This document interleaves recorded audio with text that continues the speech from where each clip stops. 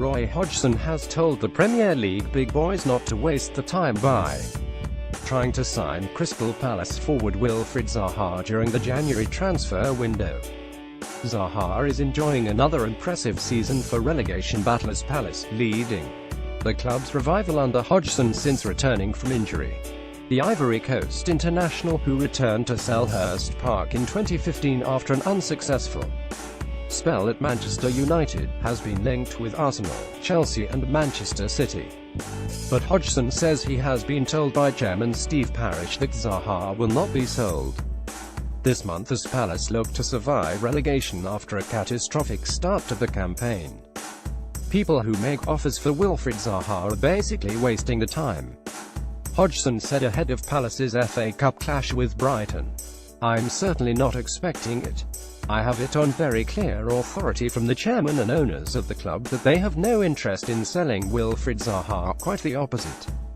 Our job at the moment is to keep all of the players we've got who've been doing reasonably well for us in the past few weeks, to keep all of them, keep them fit, add to it, make ourselves stronger.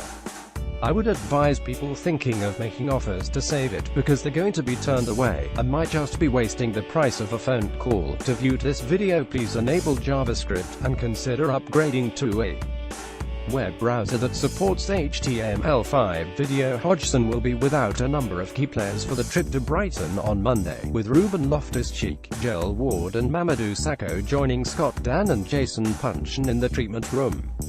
"I don't know how many changes I would have made without these injuries. The squad is thin on the ground," former England boss Hodgson added. "We'll have a strong, competitive team versus Brighton.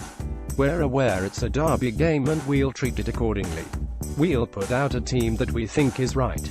I've only experienced one game of this derby. This rivalry developed while I was working out of the country, not in my earlier years as a Crystal Palace supporter.